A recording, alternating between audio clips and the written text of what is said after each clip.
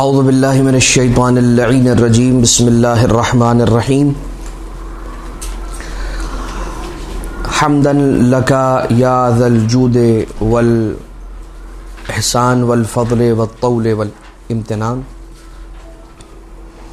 وصلاة وسلاما علی من لا ينطق عن الہوا ان هو الا وحی یوحى حبیب قلوبنا و شفیع ذنوبنا و طبیب نفوسنا مولانا و مولا الثقلین جد الحسن والحسین بالقاسم المصطفى محمد اللہم صل علی محمد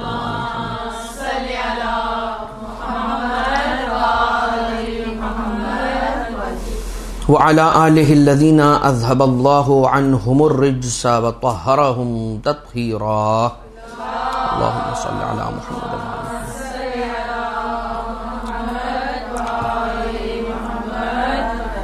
لا سيما على الإمام المنتظر والحجة الثاني عشر واللعنة الدائمة الباقية على أعدائهم ومنكري فضائلهم وغاصبي حقوقهم من الأزل إلى قيام يوم الدين.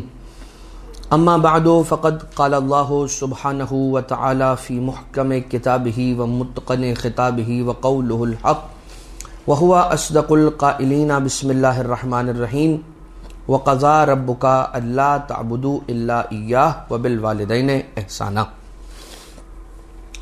آج جس موضوع پر آپ کی خدمت میں گفتگو کرنے کا شرف حاصل ہو رہا ہے، یہ ایسا ایک موضوع ہے کہ جسے کافی آپ نے سنا اور پڑھا ہوگا، یعنی کہ والدین کے حقوق ولد پر، اولاد پر ان کی ماں باپ کے کیا حقوق ہیں، اس کا بیان آپ کی خدمت میں پیش کرنے کی سعادت کو حاصل کیا جائے.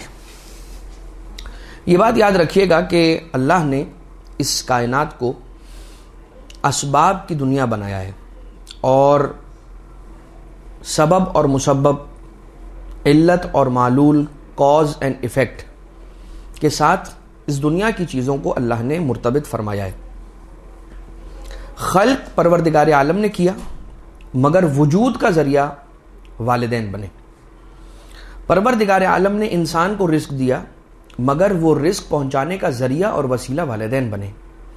پروردگار عالم عاطفت، رأفت، رحمت اپنے بندوں تک پہنچاتا ہے، لیکن اس کا ذریعہ ماں باپ بنتے ہیں.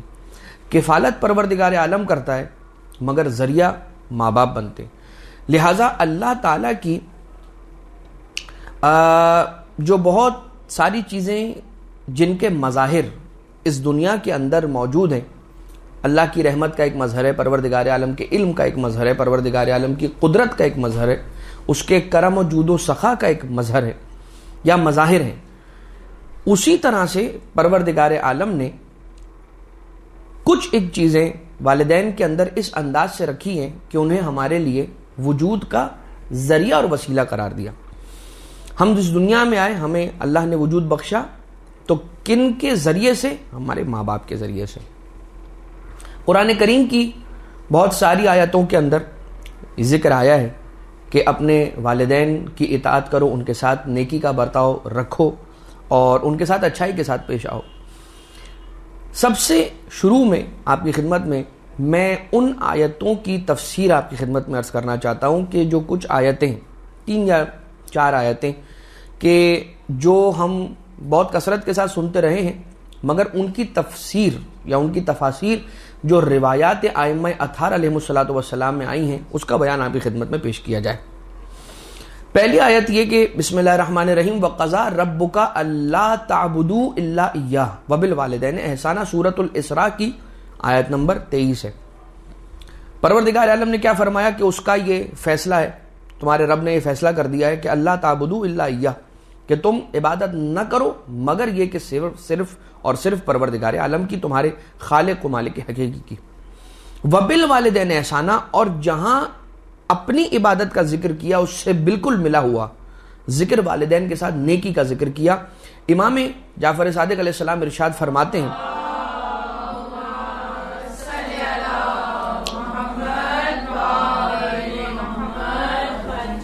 کہ احسان سے مراد یہاں پر کیا ہے؟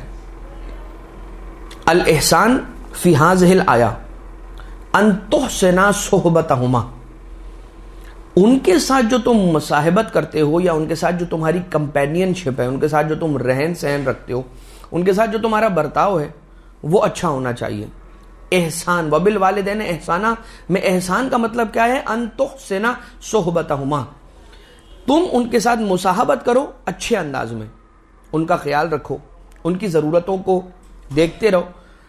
اور ایک عجیب بات جو اسی روایت کے اندر امام معصوم علیہ السلام ارشاد فرماتے ہیں، اور وہ یہ ہے کہ اس بات کی انہیں کبھی محتاجی نہیں ہونی چاہیے کہ انہیں کچھ کہنا پڑے، وہ چیز کے جو انہیں چاہیے، پانی چاہیے، لباس چاہیے، کوئی اور چیز جس کی انہیں احتیاج ہو، ضرورت ہو، قبل اس کے کہ وہ تم سے سوال کریں، تم سے سوال کریں، تم سے تقاضا کریں، تم سے مانگیں، تمہیں انہیں دے دینا چاہیے۔ یعنی تمہارا ان کی ضروریات کو سینس کرنا اتنا سٹرونگ ہونا چاہیے، تمہاری نظریں ان پر اور تمہاری جو احساسات ہیں ان کے خیال رکھنے کی بابت وہ اتنے زیادہ حساس ہونے چاہیے کہ تمہیں پتہ ہونا چاہیے کہ اگلے پہل میرے والدین کو کیا چیز چاہیے ہوگی، تو قبل اس کے کہ وہ تم سے سوال کریں تم انہیں دے دو، چاہے وہ مستغنی اور بے نیاز ہوں تب بھی، چاہے وہ مستغنی ہوں تب بھی تم نے ان کے مانگنے سے پہلے تم انہیں عطا کر دینا ہے یا ان کی خدمت میں پیش کر دینا ہے۔ ایک دوسری آیت ہے کہ جس کے اندر پروردگار عالم ارشاد فرماتا ہے، بسم اللہ الرحمن الرحیم، وَإِمَّا لَيَبْلُغَنَّ عِنْدَكَ الْكِبَرَ أَحَدُهُمَا أَوْ كِلَاهُمَا فَلَا تَقُلْ لَهُمَا أُفٍّ وَلَا تَنْهَرْهُمَا۔ یہ پھر وہی سیم قرآن کریم کی آیت سورہ اسراء کی آیت نمبر 23 کہ اس میں کیا پروردگار عالم ارشاد فرما رہا ہے، قرآن کریم کی آیت ہے کہ ان دونوں میں سے کوئی ایک یا دونوں ہی اگر بزرگ ہو جاتے ہیں، سن رسیدہ ہو جاتے ہیں، بوڑھے ہو جاتے ہیں، فلا تقل لہما افن، ان کے لیے اف تک نہ کہو، ولا تنہرہما، اور انہیں جھڑکو بھی نہ، انہیں دھتکارو نہیں۔ اب اف یعنی یہ ایک جیسچر ہے، اف جو ہے نا وہ ایک جیسچر ہے۔ کس چیز کا جیسچر ہے؟ تنگ آنے کا جیسچر ہے، فیڈ اپ ہو جانے کا جیسچر ہے، تکلیف کا جیسچر ہے، پرابلم کا جیسچر ہے، جو بھی آپ کہہ لیجئے۔ روایت یہ کہتی ہے، خود امام معصوم علیہ السلام یہ ارشاد فرماتے ہیں کہ اگر یہ جو اف ہے نا، اس اف کی لغت کے لیے امام معصوم علیہ السلام ارشاد فرماتے ہیں کہ کم ترین وہ جملہ کہ جو کسی کے ساتھ برائی کے ارادے کے ساتھ کہا جائے یا برائی کے لیے کہا جائے وہ اف ہے۔ اف سے چھوٹا کوئی لفظ نہیں ہے۔ اگر کوئی اف سے ہلکا لفظ ہوتا تو وہ امام علیہ الصلوۃ والسلام یوز کرتے اور اس کے ذریعے سے اینوٹیٹ کرتے اور بتاتے اور سمجھاتے کہ یہ جو چھوٹا ترین لفظ ہے نا اف، بہت سی مرتبہ انسان کو کہنا نہیں پڑتا اف، نکل جاتا ہے اف۔ کس طرح سے؟ کوئی بات کہی آپ کو پسند نہیں آئی، والدین میں سے کسی نے کوئی بات کہی آپ کو پسند نہیں آئی، اس طرح سے کرتا ہے انسان، یہ کیا ہے؟ اف ہے۔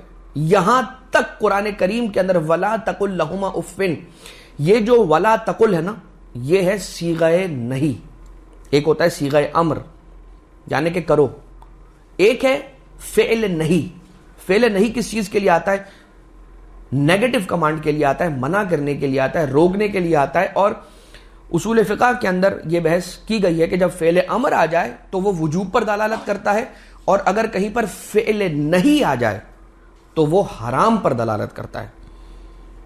اب فقہی احکام اس کے کیا ہوں گے ہم اس جانب نہیں جا رہے، لیکن یہ بات تو طے ہے کہ ولا تقل لہما افن، قرآن منع کر رہا ہے کہ اف تک نہ کہو، ولا تنہرہما وقل لہما قولا کریما، اور ان کے لیے اچھے اقوال اپنی زبان سے جاری کرو۔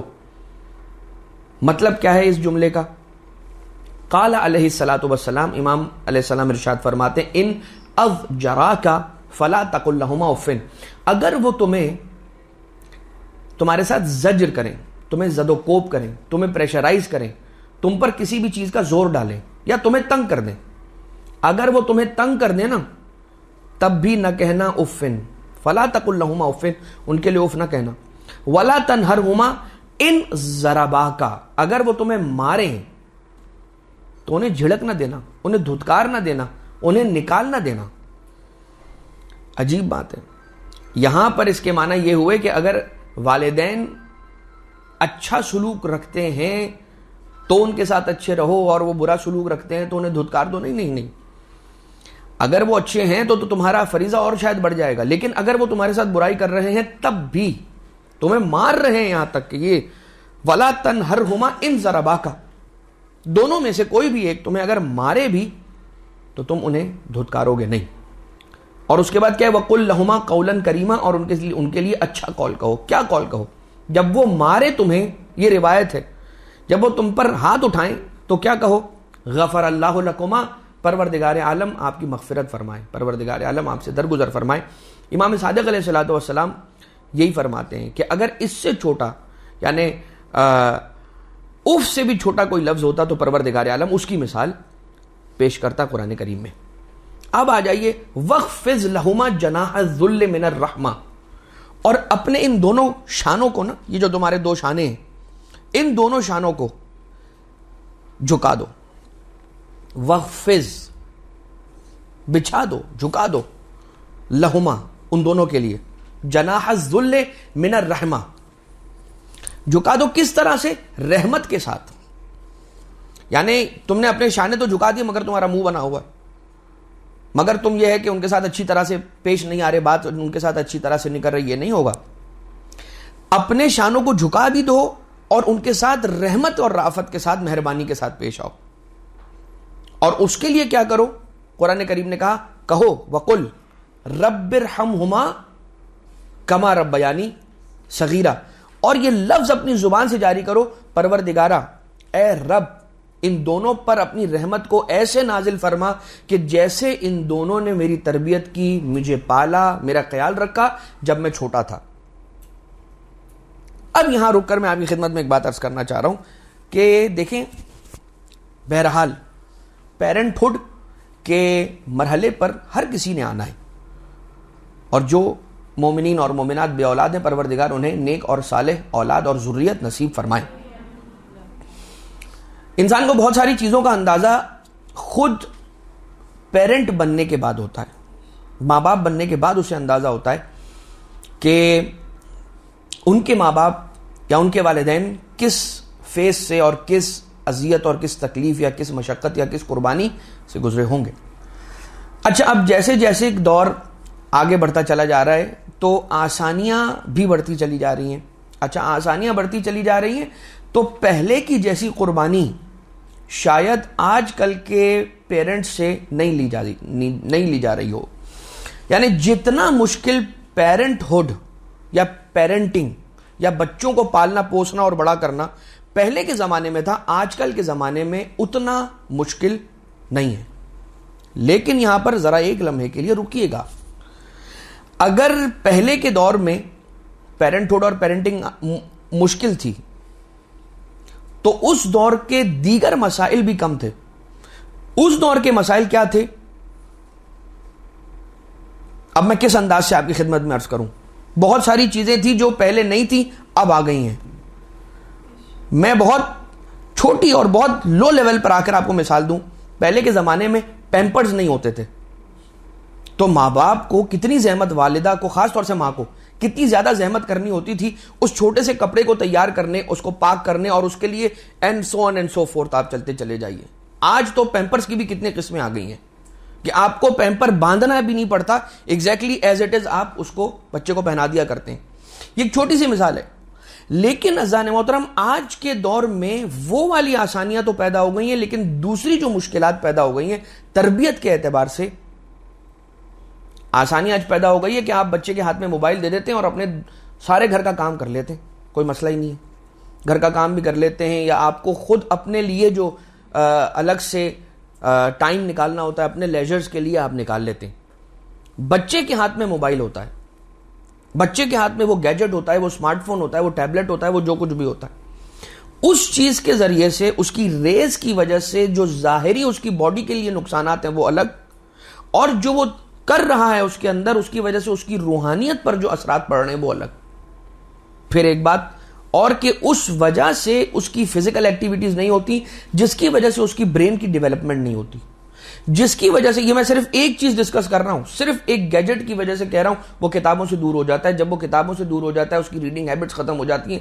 جب اس کی ریڈنگ ہیبٹس ختم ہو جاتی ہیں تو اس کا اثر اس کی لینگویج پر پڑتا ہے. جب اس کی لینگویج اچھی نہیں ہوتی تو پروفیشنلی بیکورڈ ہو جاتا ہے. جب وہ پروفیشنلی بیکورڈ ہو جاتا ہے تو اسے علم حاصل کرنے کا شوق نہیں رہتا. جب اسے علم حاصل کرنے کا شوق نہیں رہتا تو پہلے جیسی پڑھائی میں وہ دقت نہیں کرتا، ڈیپتھ میں نہیں جاتا. اور جب وہ ڈیپتھ میں نہیں جاتا تو obvious سی بات ہے، پہلے کے زمانے میں جو دریافتیں اور انوینشنز اور ڈسکوریز ہوتی تھیں وہ آپ دیکھ لیجئے کس طرح سے ہونا رک گئی ہیں، یا اگر ہو بھی رہی ہیں تو وہ ہمارے آپ کے حصے میں نہیں آتی، کہیں اور جاتی ہیں. شاید انہی کے حصے میں جاتی ہیں جنہوں نے یہ چیزیں ہمارے ہاتھوں میں اور ہماری اولادوں کے ہاتھوں میں تھمائی ہیں.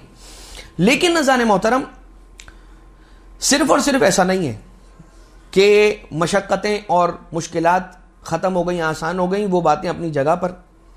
لیکن امام معصوم علیہ السلام فرماتے ہیں علیہ الصلاۃ والسلام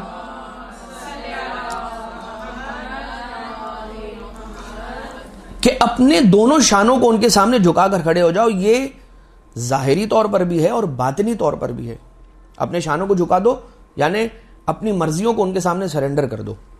ہاں، وہ حدود ضرور شریعت نے بتا رکھی ہیں کہ جو حدود والدین کے لیے ان کی اطاعت کے حوالے سے ہیں کہ اگر وہ تمہیں معصیت پر ابھارتے ہیں یا پروردگار عالم کی بارگاہ اطاعت تم نے کرنی ہے، تم پر واجب ہیں، جو واجبات تم نے ادا کرنے ان کی ادائیگی کے لیے تمہیں روکتے ہیں، ان چیزوں سے اگر روکتے ہیں تو پھر اس جانب تم نہیں جاؤ. لیکن وہاں پر بھی اگر تمہیں یہ ایکسیپشن دیا گیا ہے کہ ان کی ان باتوں کو نہیں مانو جو پروردگار عالم کی اطاعت سے تمہیں منحرف کرتی ہیں، تو وہاں پر بھی تمہیں بدتمیزی کی اجازت وہاں پر بھی نہیں دی گئی ہے. تو جناح الذل من الرحمہ، اپنے دونوں کاندھوں کو ان کے سامنے جھکا دو. ایک بڑے عالم گزرے تھے ایک ملک کے اندر، اور جہاں پر حوضہ علمیہ بھی ہے، وہاں پر وہ ایک شہر کے اندر رہتے تھے. اس شہر سے چل کر وہ اس شہر میں آئے جہاں پر حوضہ تھا ان کا. لیکن معاملہ یہ تھا کہ انہیں پڑھائی کرنے کے بعد اپنے والدین کے پاس یا اپنے والد کے پاس آنا ضروری تھا. اپنے والد کے پاس، خاص طور سے اس عالم کے حوالے سے جن کا واقعہ عرض کر رہا ہوں یہ ان کے والد کے لیے ہے، تو ان کے والد کے پاس ان کا آنا ضروری تھا. انہوں نے اس زمین کو یا اس جگہ کو یا اس حوضے کو ترک کیا، بڑا بھاری دل رکھے، دل پر پتھر رکھ کے، بہت ہمت جوڑ کے انہوں نے یہ فیصلہ کیا. مگر فیصلے کے سے پہلے وہ گئے اپنے استاد کے پاس اور استاد سے جا کر کہا کہ یہ ایسے ایسے معاملات ہیں، کوئی گنجائش نکل سکتی ہے کہ میں نہ جاؤں اور میں یہیں پر رہ جاؤں، کیونکہ میں یہاں رہنا چاہتا ہوں. تو انہوں نے پوچھا کہ کیا وہ چیز ہے کہ جو تمہیں تمہارے والد کے پاس جانے سے روکتی ہے؟ کہا کہ میری دنیا اس جگہ پہ بستی ہے. ٹھیک، میری دنیا اس شہر میں بستی ہے، میری دنیا یہاں ہے. تو ان کے استاد کا ان کے لیے جواب، اس عالم کے لیے جواب یہ ہے کہ آپ اپنے والد کے پاس جائیے، اور جس شہر میں آپ کے والد رہتے ہیں جب آپ اس شہر میں جا کے ان کے پاس منتقل ہو جائیں گے اور ان کی خدمت میں مشغول ہو جائیں گے نا، تو پروردگار عالم دنیا کو آپ کے لیے اسی شہر میں جمع کر دے گا. آپ دنیا کے پیچھے نہیں جائیں گے، پھر دنیا آپ کے پیچھے آئے گی. اور اس کے بعد پھر وہ سلسلہ آگے بڑھتا رہا. اور بہرحال بہت ساری چیزیں میں تفصیل سے نہیں بیان کر رہا ہوں اس لیے کہ آگے کچھ تفصیل ہے. اب امام علیہ الصلوۃ والسلام نے ایک اور روایت ارشاد فرمائی کہ لا تملا عینیک من النظر الیہما، کہ اپنی نگاہوں کو ان کی جانب دیکھتے ہوئے ان کی نظروں میں نظریں ملا کر بات نہیں کرنا،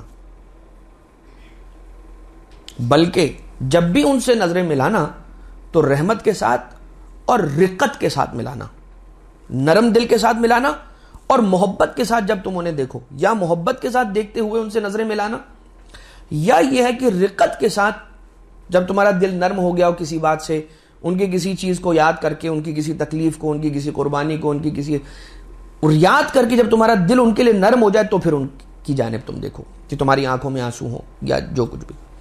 وَلَا تَرْفَعْ صَوْتَكَ فَوْقَ أَصْوَاتِهِمَا، اور اپنی آواز کو ان کی آواز سے بلند نہ کرو. یہ میں ان کے حقوق بیان کر رہا ہوں, یہ جو روایتوں میں آیا ہے, اور وہ روایتیں جو امام معصوم علیہ السلام نے قرآن ناطق نے قرآن صامت کی آیتوں کے ذیل میں تفسیر بیان کی ہے. ٹھیک, وہ آپ کی خدمت میں عرض کر رہا ہوں. ولا ترفع صوتک فوق اصواتہما ولا یدک فوق ایدیہما, اور اپنا ہاتھ ان کے ہاتھ کے اوپر نہ لے جانا. یعنی کیا؟ جس چیز کی طرف وہ ہاتھ بڑھا رہے ہوں تیزی سے بڑھ کر وہ چیز ان سے پہلے تم نہ اٹھا لینا.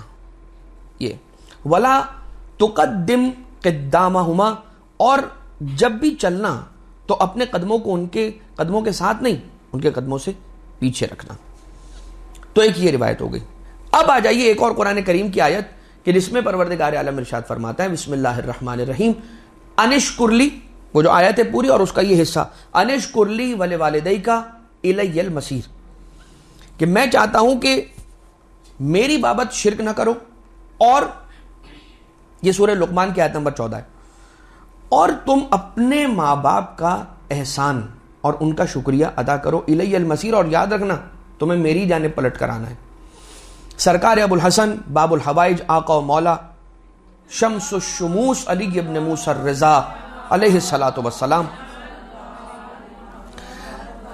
مولا امام رؤوف علیہ السلام ارشاد فرماتے ہیں کہ ان اللہ امر بالشکر لہو وللوالدین, اللہ نے اپنا شکریہ ادا کرنے کا حکم دیا ہے اس آیت کے اندر, اور والدین کا شکریہ ادا کرنے کا حکم دیا ہے. فمن لم یشکر والدہ لم یشکر اللہ, تو جس نے اپنے ماں باپ کا شکریہ ادا نہیں کیا مطمئن ہو جائے کہ اس نے اللہ کا شکریہ ادا نہیں کیا. ایسے آپ کو ملیں گے, اولادیں ملیں گی آپ کو کہ یہ ساری ہماری محنت کا نتیجہ ہے, نعوذ باللہ من ذالک, کہ ہمارے ماں باپ نے ہمارے لیے کیا ہی کیا ہے. ایسے آپ کو ملیں گی اولادیں. پروردگار ہم سب کو نیک توفیق عنایت فرمائے. ابھی تفصیلات آپ دیکھیے گا, اور بھی روایتیں ہیں, وائس ورثہ روایتیں بھی ہیں. اچھا اب ہوتا کیا ہے, جس کو کہتے ہیں نا کہ سوئی کے پیچھے دھاگا ہے, ہمارے یہاں پر وہ الگ زبان کے اندر یہ محاورہ ہے, لیکن سوئی کے پیچھے دھاگا ہے. ایک کڑی دوسری کڑی سے جڑی ہوئی ہے, جو زنجیر ہوتی ہے اس کی. اب آ جائیے ایک اور روایت آپ کی خدمت میں عرض کریں. اچھا میں روایتوں کو مسلسل آپ کی خدمت میں عرض کرتا چلا جا رہا ہوں, مثالیں ہیں, کچھ واقعات ہیں, لیکن وہ پھر انشاءاللہ کچھ دیر میں آپ کی خدمت میں عرض کر دیتے ہیں. مولا کائنات علیہ السلام ارشاد فرماتے ہیں, سرکار مولا امیر المومنین علیہ السلام, بر الوالدین اکبر فریضۃ, سب سے بڑا فریضہ انسان کا کیا ہے؟ والدین کے ساتھ نیکی کرنا. اچھا ابھی ہم اس کے بعد والا جو سٹیپ ہے نا, جو آپ کی خدمت میں بیان کریں گے, والدین کے حقوق کے اعتبار سے مبلغات ہیں اور تبلیغ پر آپ لوگ جاتے رہتے ہوں گے, اس کے لیے تیاری کرتے ہوں گے, احادیث کی اور روایتوں کی تلاوت کرتے ہوں گے. حقوق والدین اگر مجھے کتابوں میں تلاش کرنے ہوں تو کون سی ایک ایسی چیز ہے کہ جو فوراً میرے ذہن میں آنی چاہیے؟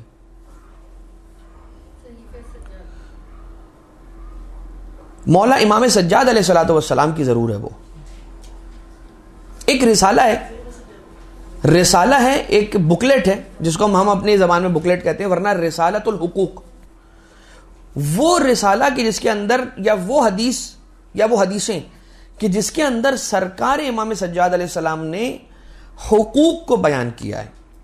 آنکھوں کا کیا حق ہے, زبان کا کیا حق ہے, تمہارے کانوں کا کیا حق ہے, تمہارے وجود کا کیا حق ہے, اور تمہارے ماں باپ کا کیا حق ہے, وہ بھی آپ کی خدمت میں عرض کرتے ہیں. لیکن امام باقر علیہ السلام ارشاد فرماتے ہیں ثلاثن, درود بھیجیں سارے مل کر,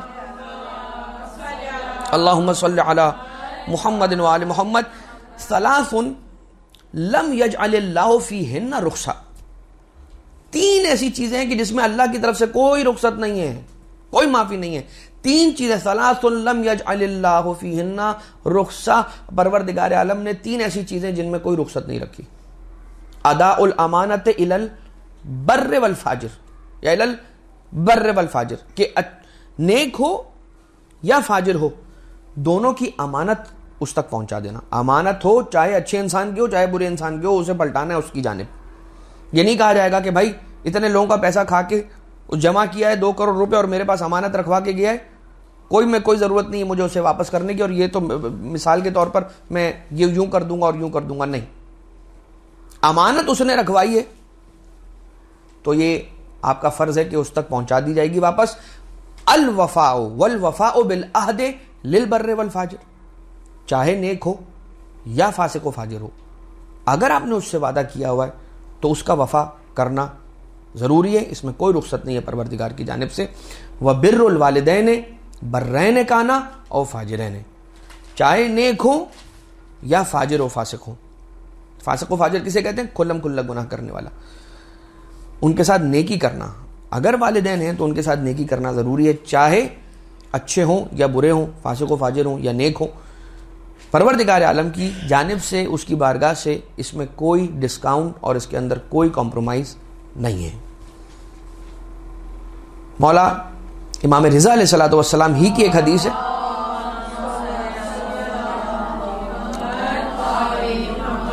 کہ جو شخص اپنے والدین کی ساتھ نیکی نہیں کرتا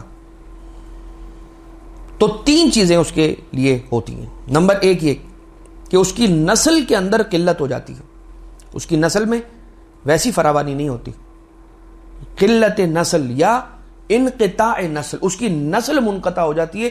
جو اپنے ماں باپ کے ساتھ نیکی نہیں کرتا, پروردگار عالم مولا رضا علیہ السلام ارشاد فرما, اس کی نسل منقطع ہو جاتی ہے. اب بہت سارے افراد ہیں جو یہ کہتے ہیں کہ مولانا صاحب دعا کیجئے گا, ہمارے یہاں اولاد نہیں.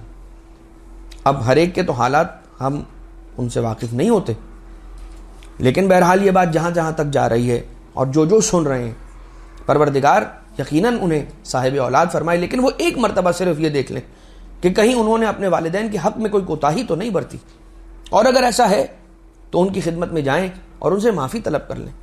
اگر وہ معاف کر دیں گے تو اٹس نیور لیٹ. وہ واقعہ آپ سب سن چکے ہیں. اور ایک دوسرا واقعہ بھی ہے جو کسی دہریے کا ہے یا کسی ایک عبادت گزار شخص کا ہے کہ جو بنی اسرائیل کی قوم کے اندر تھا, انتہائی نیک اور پرہیزگار, انتہائی پروردگار عالم کا عابد و زاہد بندہ اور متقی, لیکن اپنی والدہ کے ساتھ اچھا برتاؤ نہیں تھا. تو اس کی ماں نے اس سے ملنا جلنا چھوڑا. جب اس کی ماں نے اس سے ملنا جلنا چھوڑ دیا تو ہوا کیا, ایک دن ایسا ہوا کہ اس پر اتنی بڑی تہمت لگی کہ جس کے نتیجے کے اندر اس کی عبادت اور اس کا زہد اور اس کا تقوی وہ سب کچھ درکنار. قوم آ گئی اسے گرفتار کرنے کے لیے اس کے معبد سے, جس عبادت گاہ میں وہ بیٹھ کر عبادتیں کیا کرتا تھا اور معروف یا عرف عام کے اندر ہم کہیں گے چلے کاٹا کرتا تھا, وہاں سے اٹھا کر لے گئے اور دار پہ لٹکانے کی پوری اس کی تیاری ہو گئی. اسے پھندا پہنا دیا گیا, ابھی اسے پھانسی دی جانے والی تھی. دور سے اس کی نگاہیں پڑی اپنی ماں کی طرف اور اس نے باواز بلند اپنی والدہ محترمہ کو مخاطب کر کے کہا کہ اے امی یا اے اماں, آپ نے جو کہا تھا وہ بالکل ٹھیک کہا تھا, میں نے آپ کے حق کے اندر کوتاہی کی, مجھے معاف کر دیجئے. ماں کا دل پھر ماں کا دل ہوتا ہے, ماں نے معاف کر دیا. اور جیسے ہی ماں نے معاف کیا تو ایک مرتبہ کہتا ہے کہ مجھے اس کے بعد توانائی ملی. جیسے مجھے توانائی ملی تو وہ جو تہمت اس پر لگائی تھی, وہ ایک چھوٹے سے بچے کو ایک عورت لے آئی تھی اور کہا تھا کہ یہ اس کا ہے, اور یہ فعل حرام کے نتیجے میں اس دنیا میں متولد ہوا ہے. کہا کہ وہ بچہ میری گود میں دیا جائے.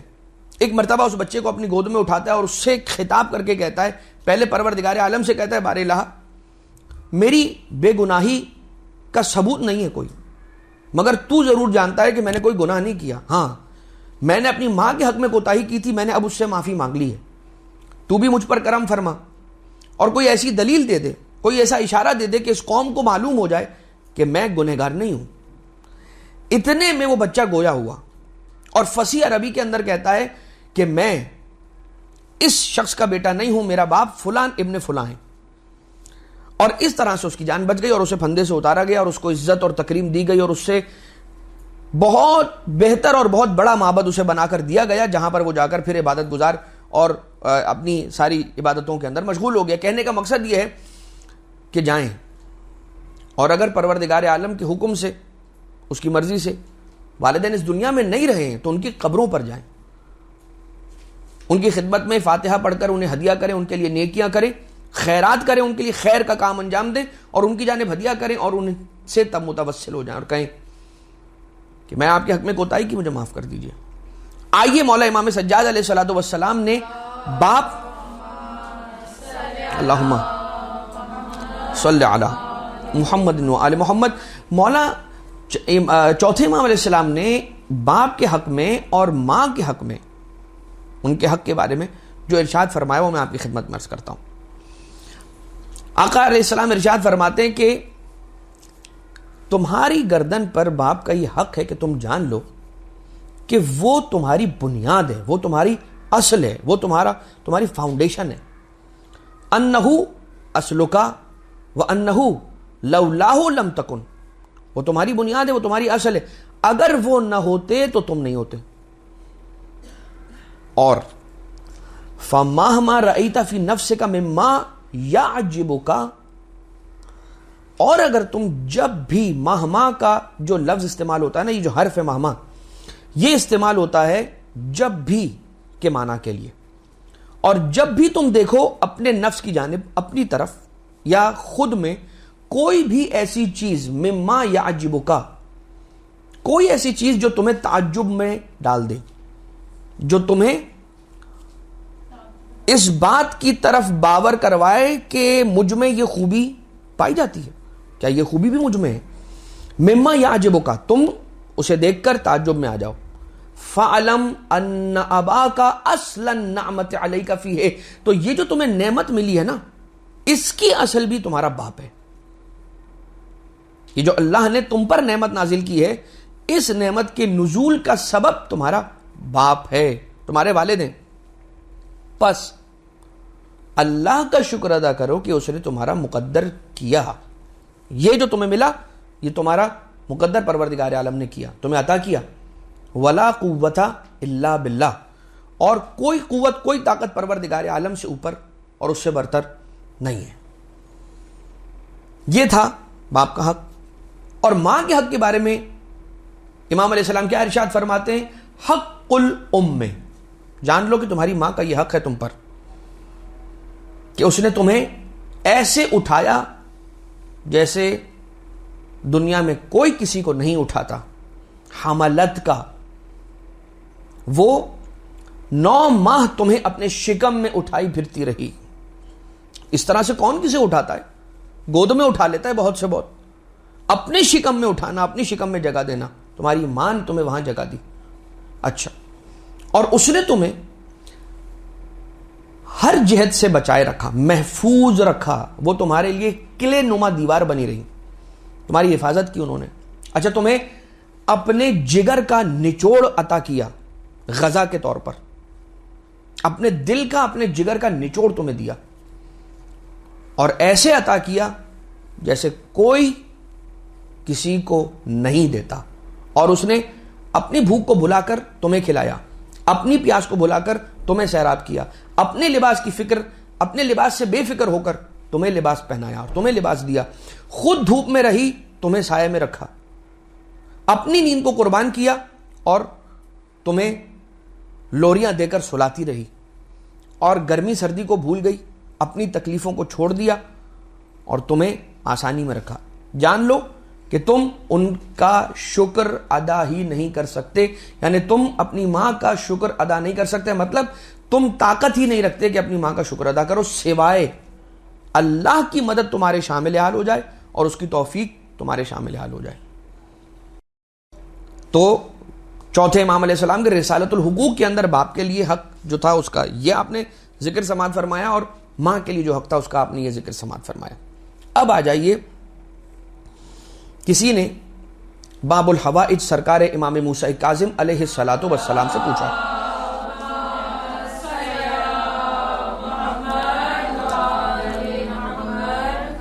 مولا یہ بتائیے کہ ما حق الوالد علی ولدہ، کہ آقا باپ کا کون سا حق ہے جو بیٹے پہ واجب ہے، یعنی بیٹے کے پاس باپ کا کون سا حق ہے جو بیٹے کو ادا کرنا چاہیے۔ قال علیہ السلام، مولا نے ارشاد فرمائے، لا یسمیہ باسمہ، اپنے باپ کو ان کے نام سے نہ پکارے، ولا یمشی بین یدیہ، اور ساتھ ساتھ قدم یعنی ساتھ ساتھ نہ چلے یا آگے نہ چلے، اپنے باپ سے آگے نہ چلے. ولا یجلس قبلہ، کسی محفل میں اگر جاتا ہے تو اپنے باپ سے پہلے نہ بیٹھ جائے. اور چوتھا یہ کہ اپنے باپ کے لیے نازیبا الفاظ نہ کہے، یعنی کہ انہیں ان پر سب نہ کرے، ان کو گالی نہ دے. ساتھ میں امام علیہ السلام ارشاد فرما رہے ہیں، رسول اکرم صلی اللہ علیہ وآلہ وسلم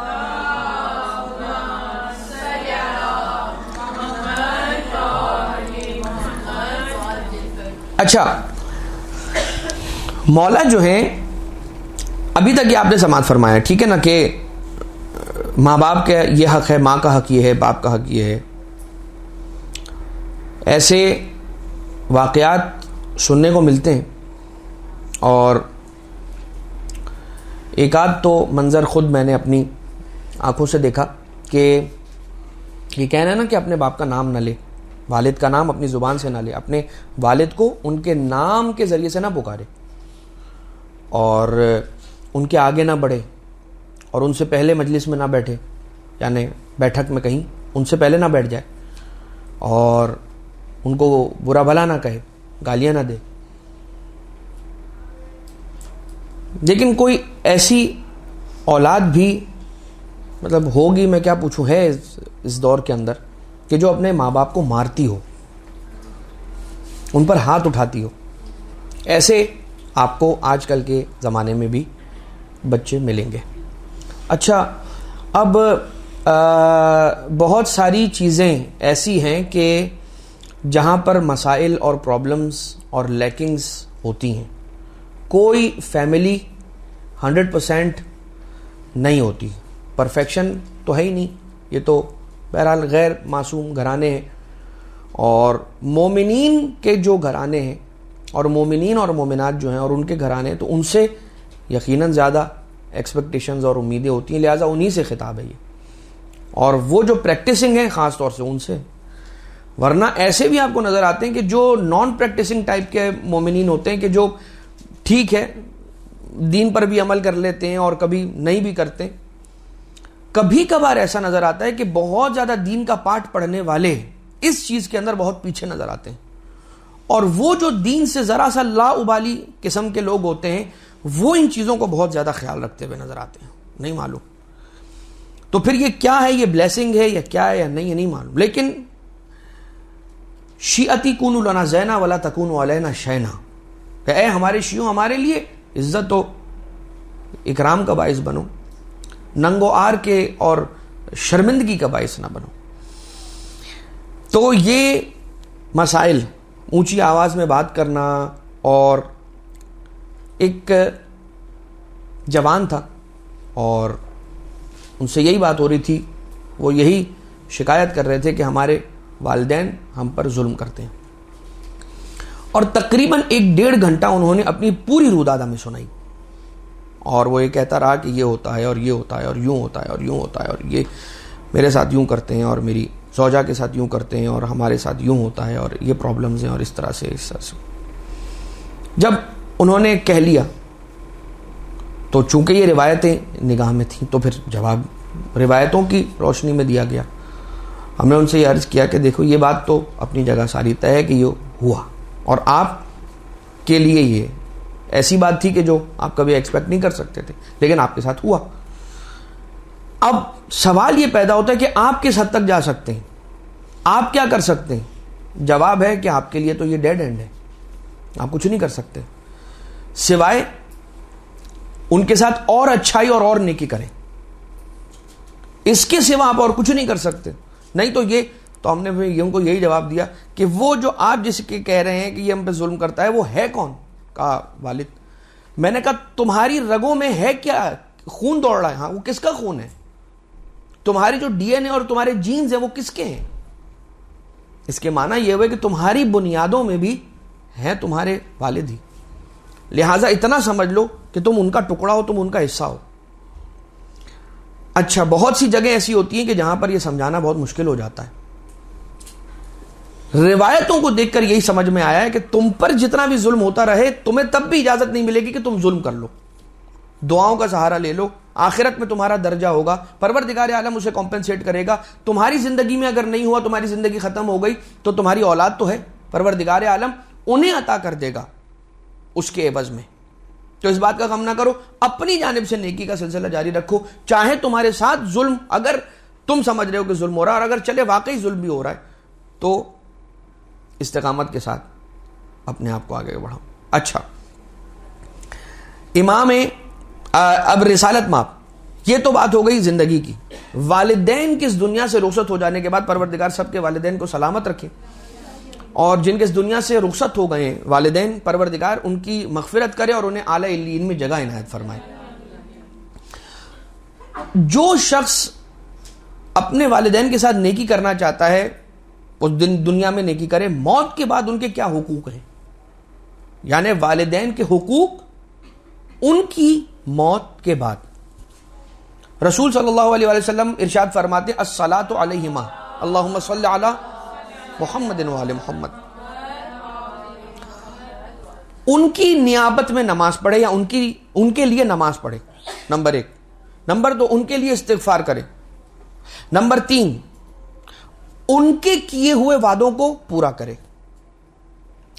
نمبر 4, ان کے دوستوں کا احترام کرے. نمبر 5, وہ سارے کے سارے رشتہ دار جو ان والدین سے جڑے ہوئے ہیں, ان سارے رشتہ داروں کے ساتھ صلہ رحم کرے. ان کی نیابت, ان کے لیے نماز پڑھے, ان کے لیے استغفار کرے, ان کے وعدوں کو پورا کرے, ان کے دوستوں کا احترام کرے, اور ان سے جڑے ہوئے جتنے رشتہ دار ہیں سب کا احترام کرے. آبویسلی ان سے جڑے ہوئے ہیں تو اس اولاد سے بھی جڑے ہوئے ہیں, تو ان سب کا احترام کرے. یعنی ماں سے جڑے ہوئے جتنے رشتہ دار ہیں اور باپ سے جڑے ہوئے جتنے رشتہ دار ہیں سب کے ساتھ صلہ رحم کرے. چھٹے امام علیہ السلام نے بھی اسی انداز سے ارشاد فرمایا, مگر اس میں چند ایک چیزیں ہیں کہ جو زیادہ ہیں, تو پھر اس روایت کو بھی میں نے شامل کیا ہے, آپ کی خدمت میں عرض کر دیتے ہیں کہ ان کے لیے نماز پڑھے, ان کے لیے صدقہ دے, ان کے لیے حج کرے, ان کے لیے روزے رکھے, اور اس کے ذریعے سے پروردگار عالم اسے خیر کثیر عطا کرے گا. پروردگار اسے خیر کثیر عطا کرے گا. آخر میں والدین کے ساتھ نیکی کرنے والے شخص کا کیا فائدہ ہے, اس کو ملے گا کیا؟ والدین کے ساتھ دنیاوی فائدے, یہ میں عرض کرنے لگا ہوں کہ دنیاوی اس کو کیا فائدے ملیں گے. نمبر 1, اس کی عمر میں پروردگار عالم اضافہ کرے گا, اس کی عمر طولانی ہو جائے گی.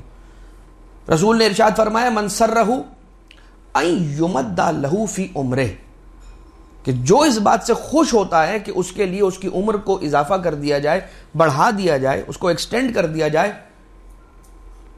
وَيُبْسَطُ رِزْقَهُ, یا رزقہ, اور اس کے رزق میں اضافہ کر دیا جائے. فَلْيَصِلْ أَبَوَيْهِ وَذَا رَحِمِهِ, تو اسے چاہیے کہ اپنے ماں باپ کے ساتھ اور اولو الارحام کے ساتھ نیکی کرے. نمبر 1. نمبر 2, جو والدین کے ساتھ نیکی کرتا ہے, نمبر 1 اس کی عمر طولانی ہوتی ہے. نمبر 2, سکرات الموت کا جو مرحلہ ہوتا ہے وہ اس کے لیے آسان ہوتا ہے.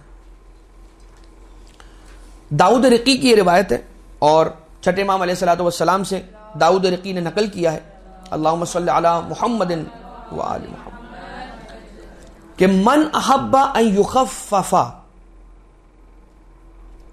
یخفف اللہ عنہ سکرات الموت, جس کو اس بات کی خواہش ہے کہ پروردگار سکرات الموت کو اس کے لیے آسان کر دے, فَلْيَكُنْ لِقَرَابَتِهِ وُصُولًا وَلِوَالِدَيْهِ بَارًّا, تو اسے چاہیے کہ اپنے رشتہ داروں کے ساتھ صلہ رحم کرے اور اپنے والدین کے ساتھ نیکی کرے.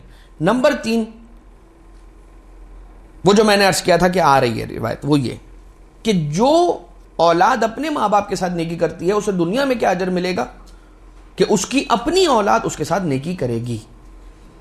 اور چھٹے امام علیہ السلام ہی کی یہ روایت ہے جس میں امام علیہ السلام ارشاد فرماتے ہیں برو آباءکم یبرکم ابناؤکم, یا یبرکم ابناؤکم, کہ تم اپنے ماں باپ کے ساتھ نیکی کرو تو تمہاری ابنا اور تمہاری اولاد تمہارے ساتھ نیکی کرے گی. عفو عن نساء الناس تو عفو نساءکم, اپنے آپ کو باعفت رکھو دوسری خواتین کے حوالے سے تو پروردگار عالم تمہاری خواتین کی حفاظت فرمائے گا۔ اب وہ بڑی مشہور و معروف روایت ہے کہ جو آپ مولا امیر المومنین علیہ السلام کی شہادت کے ایام میں سماعت فرماتے ہیں، اللہم صلی علی محمد و آل محمد، کہ مولا امیر المومنین کے حوالے سے اور رسول کے حوالے سے کیا ارشاد ہوا؟ رسول نے فرمایا یا علی انا و انتا ابا و حاضل امہ، میں اور تم اس امت کے باپ ہیں۔ آپ جانتے ہیں والدین کے ساتھ نیکی نہ کرنے والا آق ہو سکتا ہے، آق یعنی کہ اپنے والدین کے ساتھ برائی کرنے والا۔